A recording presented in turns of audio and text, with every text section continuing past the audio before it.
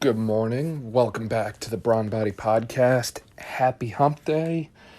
So, today we're diving into some neuroscience. And you're probably thinking, okay, what does this have to do with health and fitness here? You had me here, we had a good streak of podcasts going, and now you're saying neuroscience.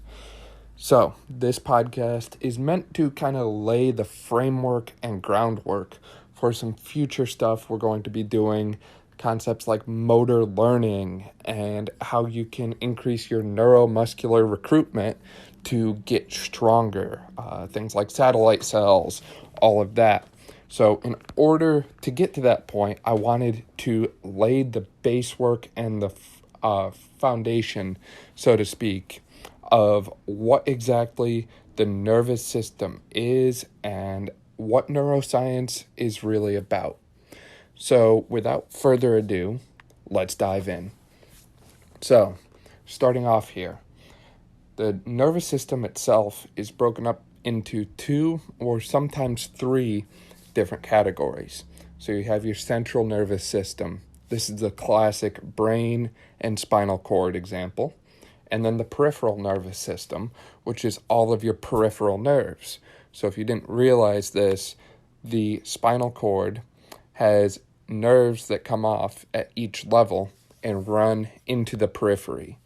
These nerves will connect to different structures in your body, like your muscles, giving them their contractile elements. So, for example, the biceps are innervated by the musculocutaneous nerve, which is made up of nerve roots C5 and C7. So that's in your neck, so your cervical spine. So we've got our central nervous system, peripheral nervous system. We also have what's called the autonomic nervous system. And some sources classify this separately from the other 2, but basically this is your sympathetic and parasympathetic drives. So these are your fight or flight, sympathetic, or rest and digest, parasympathetic. Your sympathetic is actually at the level of T1 to L2, so mid-back to upper-lower back. And then the parasympathetics are actually your cranial nerves, so stuff from your skull. You've probably heard me or other people talking a lot about the vagus nerve and how important that is for the parasympathetic nervous system. That's actually cranial nerve 10. And you also see the parasympathetics at the S2, 3, and 4 levels. So we've got our 3 components of the nervous system. Now we're going to kind of narrow it down a little bit more. Obviously, our body is made up of cells. And the typical cells you'll see in the nervous system are neurons, whether they're sensory neurons, motor neurons, or interneurons, and glial cells. Now let's break those down a little bit. So as far as neurons are concerned, you can have a unipolar neuron, which is where you have the cell body connected to this long axon with dendrites at the end of it. So I like to envision one of those slingy, sticky hand things that you used to get at the little 25-cent vending machines at the grocery store. I don't know if you've ever seen those before, where there's basically a hand at one end and there's this long, stretchy thing coming down off of it. I like to envision that hand as the cell body and the dendrite being that long handle, so to speak, being the dendrite. So unipolar neuron, uni meaning one, so one cell body, one axon. And those are typically used for sensation and sensory functions. So if we have a unipolar, then I'm sure as you can imagine, we have a bipolar. So a bipolar neuron occurs when you have a cell body with 2 axons coming out. And we typically see that in the olfactory system and the retina. So things like sight and smell. So 2 very important functions there. And so we have a unipolar, a bipolar, and then we also have a pseudo-unipolar. So that pseudo-unipolar starts as a bipolar, where you have a cell body and you have a axon coming out from two different sides. But what ends up happening is the cell body ends up kind of morphing out to the side of the axon. So you have these two axons, but no true dendrites. The cell body itself actually sits outside of those axons. And those are also sensory cells. They typically sense things like pain, touch, that sort of thing. Last, we have a multipolar neuron. So multipolar neurons occur where you have a cell body with multiple dendrites coming off. You have lots of axons. There's a lot of stuff happening here. And because of that, they tend to be more motor and interneurons, which makes sense. Motor neurons are what supply muscles, contractile elements. So believe it or not, we said these were a type of cell. So step back to high school biology class for a second. Although these are neurons, nervous system cells, they still have things like mitochondria, endoplasmic reticulum, microtubules, all of that stuff that you've learned about before. So, great. How about breaking these down a little more? So, we said we've got these neurons, right? They can interact with one another, and that's how we send messages throughout our body. So typically we have either a divergent pathway or a convergent pathway for that communication to occur. In the divergent pathways, the name pretty much implies what it does. You have one neuron that branches out to impact multiple other neurons. So the interaction occurs at what we call a synapse. So you would have one presynaptic neuron, so one neuron up the chain impacting multiple postsynaptic neurons, so multiple neurons below the chain. And then we also have a convergent pathway, which is where we would have multiple presynaptic neurons. So up the chain, we've got a lot of different neurons, and they're coming in together to connect to one or a smaller number of postsynaptic neurons. So in the divergent, one impacts many, and in the convergent, many come together to impact one. And for the most part, that information is going to flow in one direction, typically away from the cell body. So we said that there's this messaging that occurs at this thing called a synapse, and we know that's between two neurons. One is presynaptic, one is postsynaptic. So the synapse is that little space in between them. So how do we get that interaction to occur? We have what's called a neurotransmitter. And a neurotransmitter is going to be released by the presynaptic neuron, and it will be released into the synaptic terminal or synapse. And the neurotransmitter will then bind to receptors on the postsynaptic neuron and cause a response or reaction. But the thing is, in order for that to occur, we have to produce neurotransmitters and we have to get them to the synapse. So they have to move along. So the neurotransmitters are actually produced in the cell body, or they'll have their components put together in the cell body. They'll ship them down towards the synapse, and they'll be assembled closer to the synapse. So this can be done via two different transport mechanisms, a fast one and a slow one. So the fast axonal transport, so we've got that synaptic vesicle coming from the cell body. It's going to travel the entire length of the axon and then come into the synapse. So fast axonal transport occurs when you are using those microtubule rails. Remember, the neurons are cells, so they have a microtubule structure. So they're going to ship their synaptic vesicle down these microtubule rails to the synapse. And that is called anterograde because it's moving away from the cell body.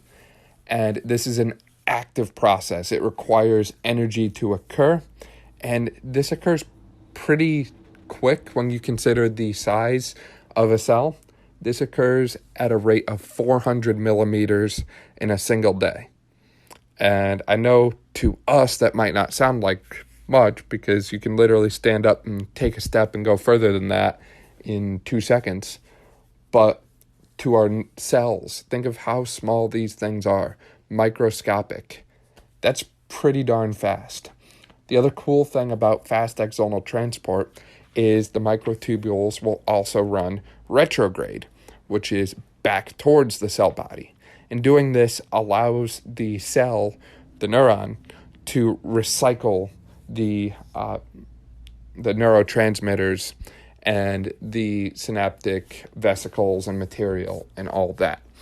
So if that's fast, what's slow? Slow is very slow, only 1 to 3 millimeters covered per day. And this is only one direction, anterograde, away from the cell body.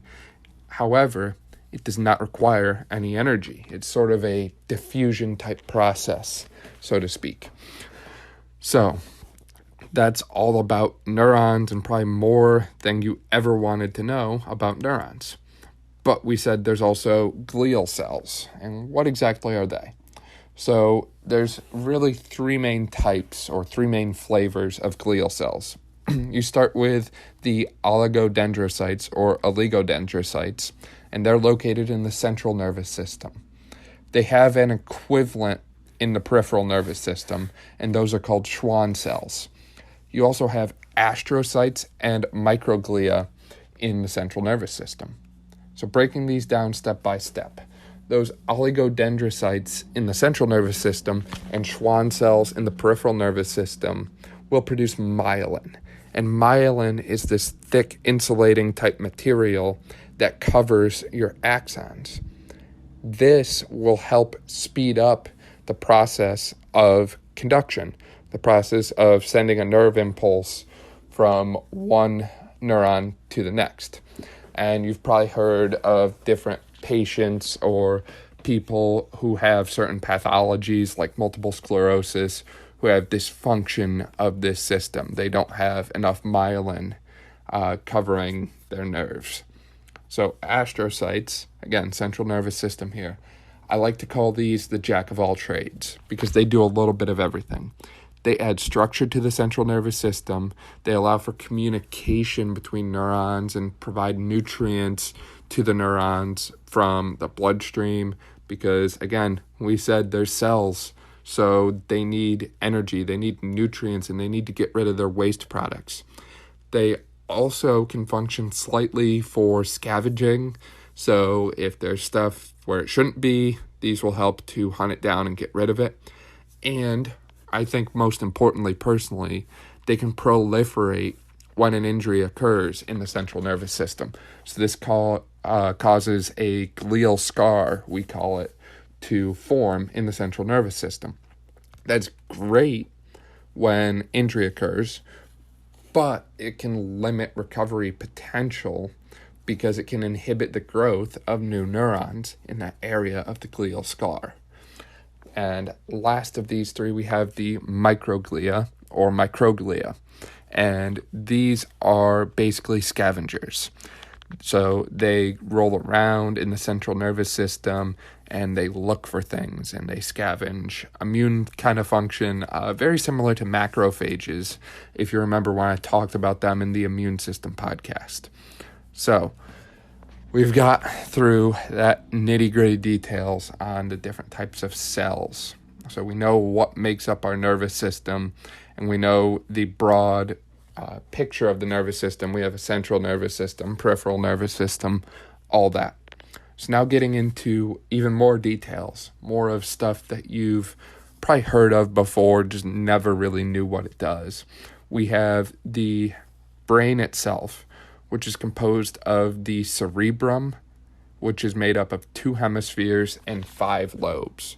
So the 2 hemispheres are simply left and right, and then the lobes are the frontal, parietal, temporal, occipital, and the limbic.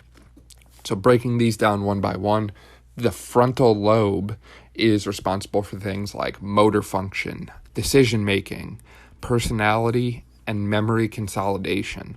So obviously the frontal lobe is going to be very important when we talk about things like exercise, health and fitness, because we just said it's very important for motor function.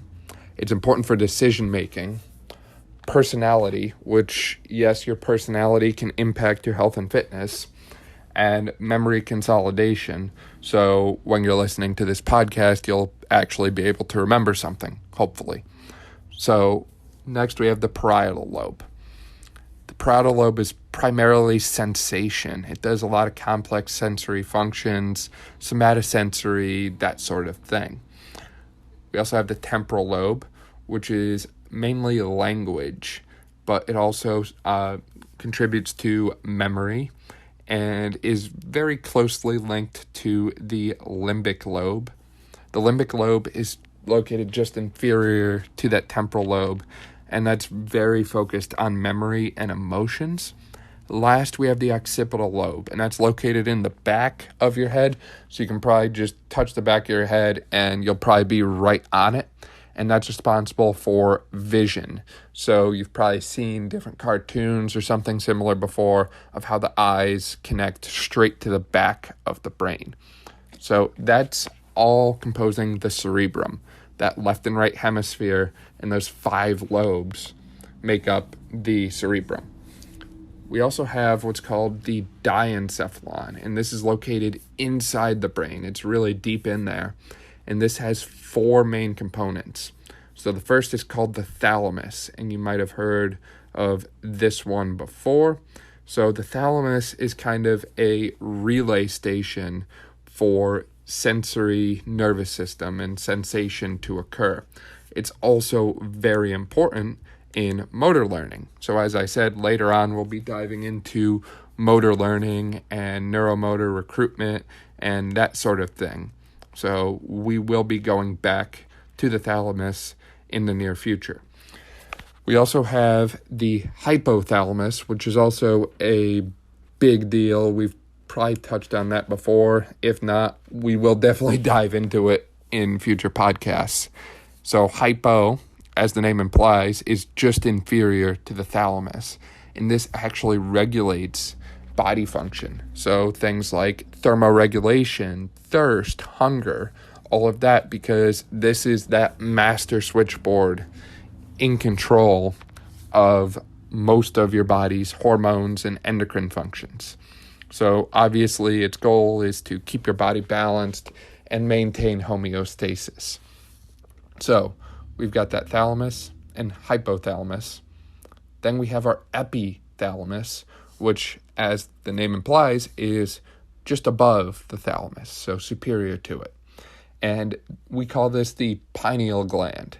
And you've probably heard me talk about that. Again, immune system podcast, recovery podcast, because this is responsible for melatonin production. So all about maintaining that circadian rhythm. It's associated with the immune system, seasonal anxiety disorder, even different types of cancers, unfortunately. And last, we have the subthalamus, which is also located inferior to the thalamus. And that's very important in motor function. So if you know someone who has a stroke in the subthalamus, they're going to have some issues there. So far we've gone through quite a bit. We went through the whole cerebrum, we went through the diencephalon, but there's more. So we also have what's called the cerebellum, and that's located kind of posterior, so behind that thalamus type area, and it's located below it as well. And there's a left and right cerebellar hemisphere, and we call this little brain because it kind of looks like a small brain. And that cerebellum is really important for correction and coordination. So things like sensory motor coordination, motor learning, again, another big concept here. It's kind of like that internal coach. So when you think about doing something like a squat, the cerebellum would be involved in kind of that movement coordination pattern and the correction of it if it's faulty. So, almost done with the brain. Last, we have what's called the midbrain, or the brainstem. I'm sorry. The brainstem is made up of the midbrain, the pons, and the medulla, or medulla oblongata, as you might have heard it called. So, midbrain, pons, medulla make up the brainstem. What does that do? These three structures work together to act as a conduit to pass information up and down the spinal cord. So they're connecting your spinal cord to your cortex of your brain. And as a result, they kind of integrate everything. So they integrate your respiratory center, your cardiac center. They're part of your cranial nerve system. So they can have an impact on a lot of different organs. You'll see cranial nerve 3, 4, I think, 6, 7, 8, all kinds of different ones roll through the midbrain. The brainstem. I keep mixing those up. So now that we've exhausted the brain, it's time to talk about the spinal cord. So in general, the spinal cord is organized into sections. So we talked before, we have a cervical section of our spinal cord, which is up in our neck, our thoracic, which is like that mid-back, shoulder blade kind of area, lumbar, which is like that lower back kind of area, sacral, which is down around your butt, and coccygeal, which is even more up in your butt kind of area. But you can also break it up into gray matter and white matter, because as you know, there's different colors in the nervous system. You can break up into dorsal and ventral, and that's front and back, anterior and posterior, or different tracks, so ascending and descending tracks. So the spinal cord itself actually ends at L2. So your spinal cord does not go all the way down your spine, which is kind of a shocker to some people. But when you think about it, it makes sense. After L2, all of your spinal cord becomes these kind of like spaghetti strand-like things. And these are peripheral nerves. So when you think about someone having an epidural or a lumbar puncture or some kind of procedure involving the low back, they go all the way down as low as they can below L2. And because of that, they can act on these nerves without causing something like full body paralysis, which would be really bad because they're underneath the spinal cord and they're acting on these nerves that go out to the periphery. Remember, things that go out to places like your legs. So I mentioned before, we've got gray matter and white matter in that spinal cord. So the gray matter is located anteriorly, and this houses the cell bodies of the spinal cord. The white matter is actually located just outside the gray matter, so it's kind of like surrounding it, so to speak. And that is the home to the axons. So sensory information from your periphery. So if someone touches your leg, or if you're doing a squat and you have a lot of pressure and weight pushing on your knee and hip joints, for example, that information from the periphery is going to come along a spinal nerve, branch into the dorsal root, into the dorsal root filaments. And dorsal just means posterior or back. So it's entering in the back. And those filaments from the dorsal root into the dorsal root filaments will come into the dorsal side of the spinal cord, right? It all makes sense. We're going in the back. So from there, it's going to exit change the motor output. So we have information coming in, it's processed by the spinal cord, maybe the brain, and now we need information coming out. So that information coming out is going to come from the ventral or anterior roots and filaments, and then go right back into the spinal nerve. So the spinal nerve is sort of that 2-lane highway, one going this way, one going that way, and then it branches into that anterior and posterior, or ventral and dorsal, respectively, root and filament. And that's where we start to get that one-way traffic, so to speak. So, all well and good there. Where are these peripheral nerves located, though, right? Just to kind of give you an indication, good feel, they're located on your foramen, or holes, within your vertebra, and they're located right on the sides of your spine. So everything kind of branches out to the sides. So, again, so far, so good. We went through the brain. We went through the spinal cord. We've broken it down pretty good, I feel. And if you have questions on it, obviously, I'm always here to help you with that. So, now let's break down the spinal cord a little more, as well as the autonomic nervous system, because I really haven't talked on that. So we'll start with the autonomic. So as I said, sympathetic and parasympathetic. And we went over the levels before, sympathetic being T1 to L2, so mid-back to upper portion of your lower back, if you can picture that. And that parasympathetic is cranial nerves, so up in your brain, again, things like that vagus nerve, and your sacral nerves, S2, S3, S4, primarily. So, what's interesting about that sympathetic nervous system in that mid-back, T1 to L2, is those fibers come off of those spinal levels and run into what we call a sympathetic chain ganglion, or ganglion. And those fibers will basically come out and eventually they'll all connect together. So fibers from T10, so getting into that lower portion of your mid-back, or T12 might connect with the nerve fibers from L1 and L2, and they'll kind of run to different organs from there. So they all kind of connect and run together. So that's about all I've got for those, without kind of spilling into more health and fitness stuff. And like I said, I don't want to spoil anything because we're just trying to lay the foundation and groundwork for all that fun stuff to come. So, your spinal cord is actually broken up into a couple different tracks. I mentioned this before. And these tracks are kind of like elevators. You have some that go up and some that go down. Or I guess escalators would be a better analogy. Some go up, some go down. So, the ones that go up, so ascending tracks, are your dorsal columns.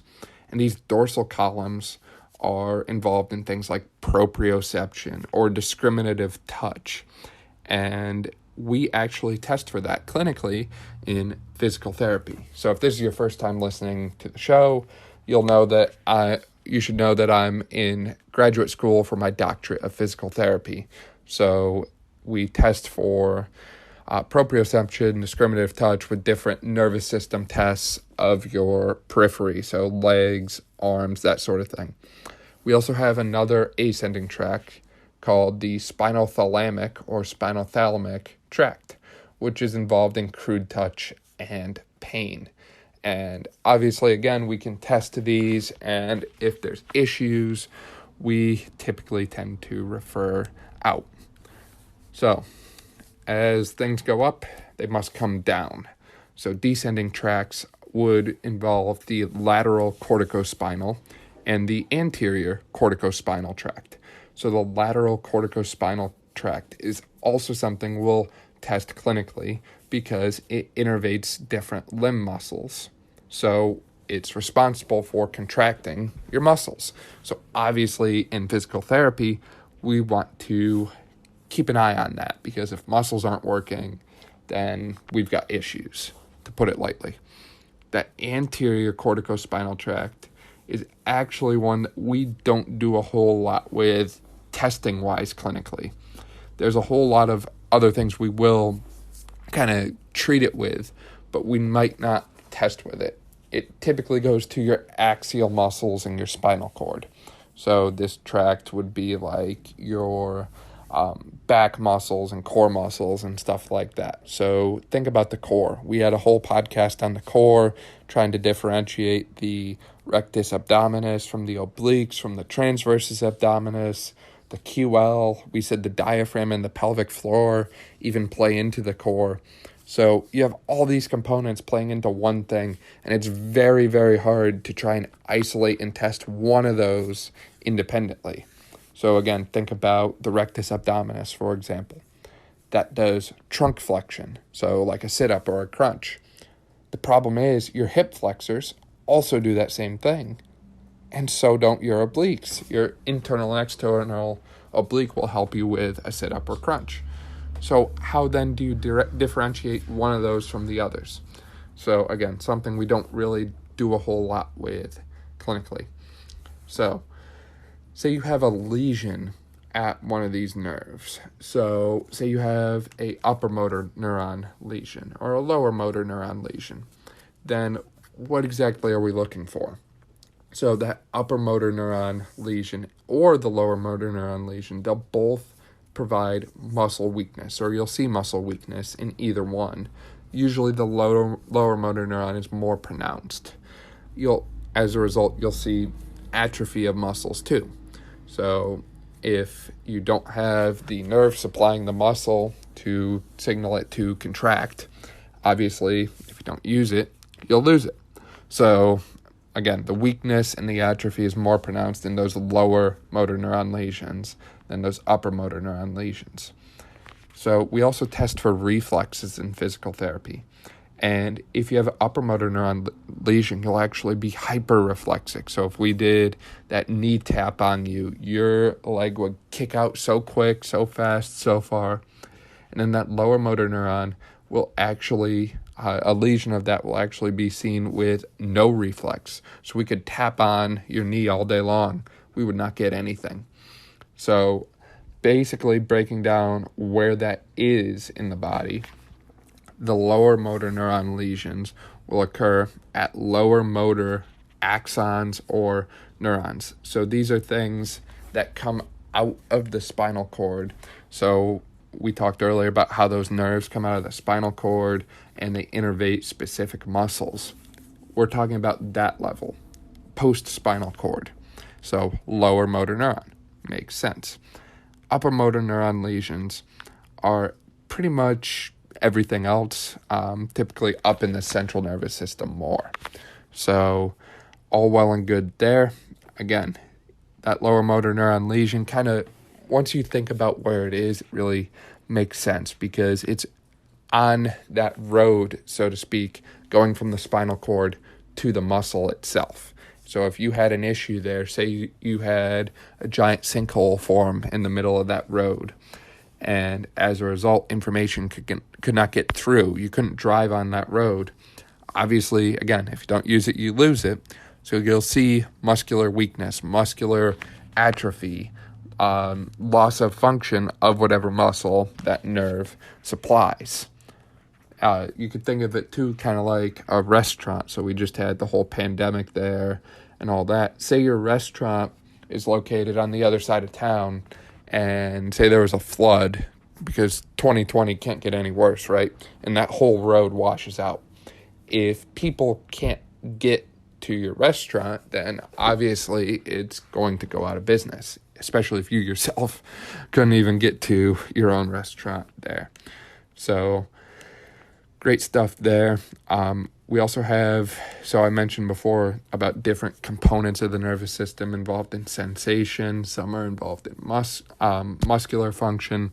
Just to break down those peripheral nerves a little bit more, we call them dermatomes and myotomes. And dermatomes are basically areas of skin that are innervated by a specific spinal nerve. And myotomes are muscles that are innervated by specific spinal nerves. Great. Makes a lot of sense, right? Hopefully. So I know this one was a little bit more in-depth, especially on kind of different things than we normally talk about on the podcast. I can't tell you the last time I brought up neuroscience to this level and this depth and talked about it this much with anyone, but I felt like it was important to lay that foundation and lay that framework because, again, we're going to be going over a lot of these concepts in so much more detail in the near future. Motor learning, that's something I'm really excited to bring Dr. John Harned back to talk about, is just the concept of neuromuscular rehab. And we've got all kinds of other things from, I mentioned the hypothalamus, so we'll talk about endocrine system, endocrine function, how you can actually use different health habits to biohack your endocrine system. So much to look forward to in the near future. But for now, thank you for listening to another episode of the Brawn Body Podcast. Please feel free to like and subscribe to us, and feel free to follow us on social media at Brawn Body with a W. Thank you again. Have a great day.